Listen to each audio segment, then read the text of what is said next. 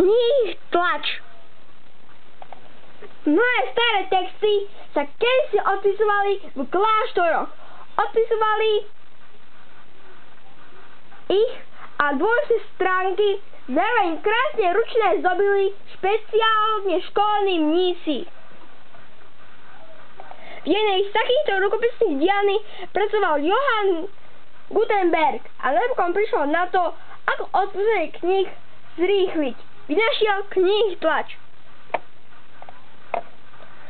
Do listu sa pokladali písmená.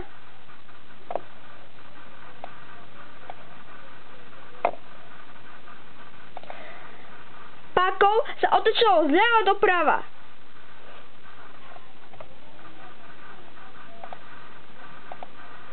A lišta sa pripravila k stroji, išla hore a dole.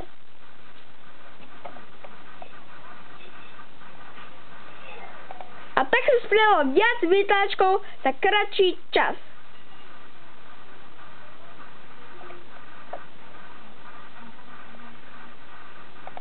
Toto je moderná tlačiareň v Košiciach. Vľavo hore je veľký